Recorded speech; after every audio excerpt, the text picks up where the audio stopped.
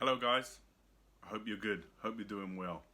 In this episode I'm going to be talking about automation and how this issue is becoming more and more prevalent as we keep moving forward in technological increase. And a lot of people actually think that this is something to be concerned about in the future. But actually what I'm going to show in this video is that it's actually been affecting people's lives for 50, 70 years, depending on how far you want to go back. So I've read a lot about this and learned a lot about this, and I've seen how it impacts people's lives. And so I just wanted to try and raise some awareness here and point you in the direction of some other sources, so that if it's something that interests you, especially if you've got young children, by the time they leave school, the world is going to be much more automated than it is now, and it could become a much more serious issue. To begin with, I'll just run through a few of the sources where I've got my information from, and the first is just what I've seen in the world. I don't need any books or documentaries or anything. I've seen it occurring in certain places.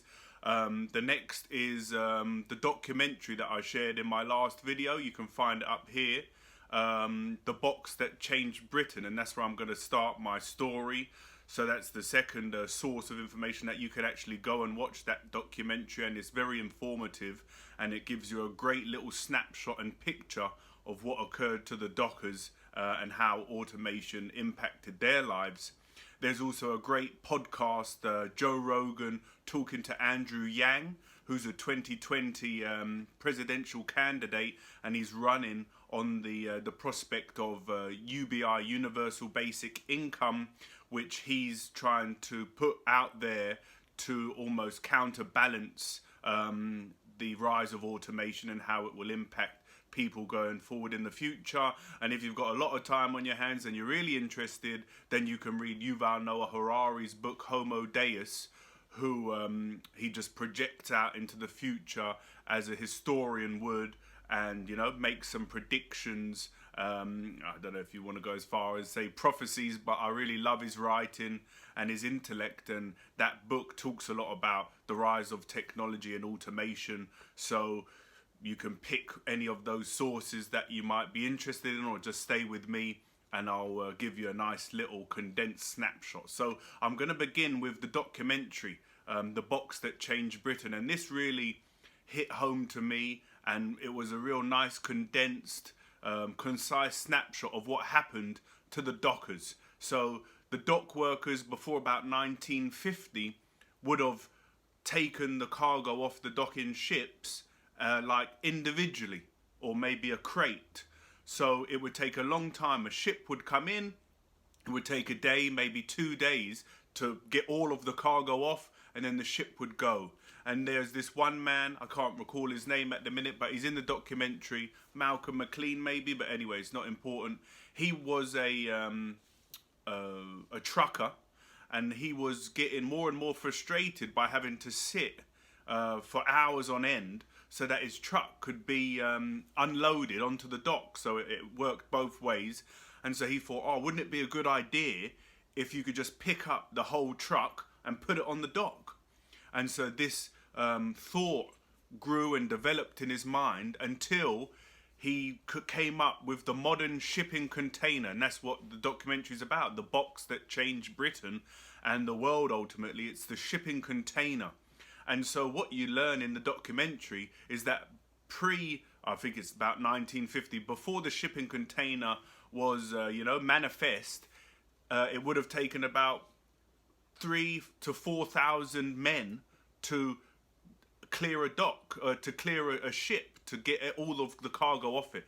But after that, once the shipping container was built and propagated and then, grew in popularity, it just took one man, the man controlling the massive robot arm, moving them off and on. So for me, that is automation, that task of undocking the ship, the shipping container eventually, but before that it would have been just the ship. It became automated. Robots could do it much better than humans, and so humans become redundant in that field. Sorry, dockers, we don't need you anymore, because you're useless really compared to this machine that we've got. So that's the first one that really helped me to understand how automation impacts our lives. And the second one, maybe you've seen it yourself. If you, like me, you grew up in London, and I don't know the year, but there was a time when if you wanted to go on the London Underground, you'd buy your ticket from a person from the ticket office. There were several ticket offices. You say, oh yeah, I'm in Harrow, I want to go to Uxbridge, or I want to go to Watford. Single to, oh no, normally return because you're coming back. Return to Uxbridge, please. Yeah, that's £2.50. You give them the money and they give it back. But there was a time when London Underground, they invested a lot of money in the machines, the robots, the ticket machines. And overnight, or probably not overnight, but in a few months, there was no ticket offices, or there was just one for the people that don't really get on with the robots and machines, so that they could go to a human person. But the majority of people would go up to these ticket machines. You got the touch screen there. Where do you want to go? Uxbridge, single return, this much money, put it in, or pay with your card, or now there's just the touch pay. And so this is another form of automation that you may have experienced firsthand in your life. The automation of the task of selling tickets on the London Underground was completely automated. And again, if you're that person who sells tickets, you become redundant, because we're not going to pay you £10 an hour when we just invest in a few machines and they do it for free. They don't need a break. They don't need, paying. They don't need holidays. They don't need these things. And this is why it's rising and becoming more and more prevalent the more that technology advances and the more jobs that robots can do. But I'll come to more of that later.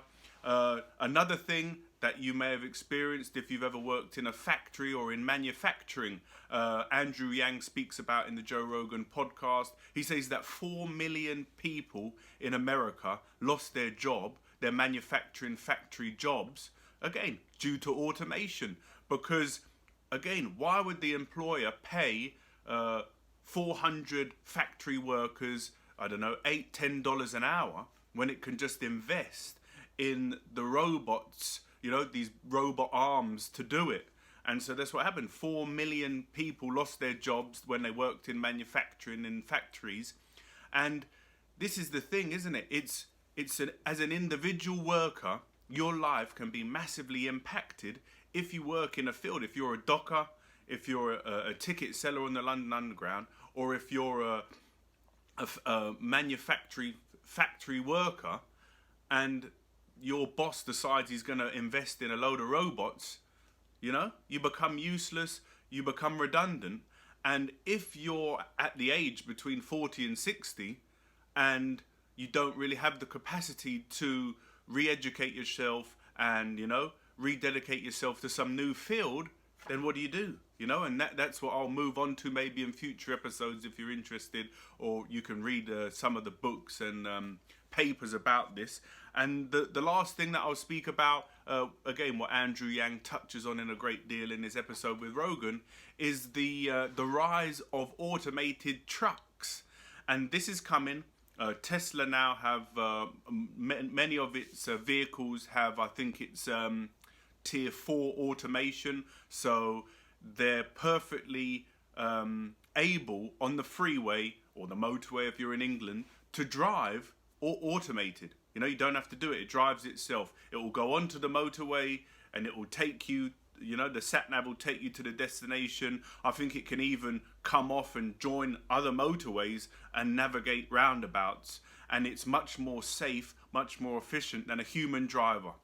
And so Andrew Yang is saying that I think it's about 50% of workers, or some stat of this number, quite a big stat, that many of Americans, drive trucks. And not only that, but there's the people that work in the truck stops, in the cafes, in the shops, and it'll all dry up. It'll all go away if the trucking companies implement automated trucks.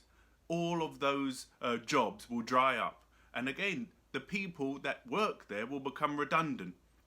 And that's a term that many of you use. Oh, I was made redundant, you know, I was made redundant. And in the past, whenever I've heard that, I've never really thought, oh, is it due to automation or is it just due to some other thing? But I think that in the future, it's going to become a real issue, and it's something that we should become aware of and start thinking about, so that it doesn't sneak up behind us, you know, and tap us on the shoulder, and we haven't even, oh, what's this, you know, automation, I never even knew this thing existed. So that's why I share this video with you, and to share all this information with you. And if you've watched to this point, you should, you know, you should not be able to deny that automation is an issue, and it has been, and it will be. And so I hope you've enjoyed that, quite densely informational video, because, the points that I've made, you can try and argue with them if you want to, put it in the comments below, but I would think it's pretty, signed, sealed and delivered that automation is an issue. And if you have young children like I do, or if you're in a job that is very repetitive, or you know, if you read these books and articles, they even talk now that, you know, radiographers and people that look for cancers, the machines can do it infinitely better than the human. And there's certain operations, some very fine,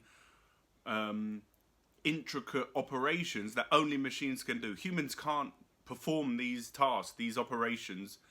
Only the machines and robots can. So it's affecting many fields, and in the next 10-20 years it's going to become more and more impactful. So the essence of what all these people that talk about automation talk about, you know, in the biggest scale, the biggest picture, is where are people going to find their value and their reason for waking up in the morning if they're redundant, if they're useless in regards to the working environment. And I haven't got all the answers. I just wanted to share that information with you so that you can bring it into your awareness and think about it, and see if you can think back to the Dockers or the London Underground automating the sales of tickets and anything else that you might see coming.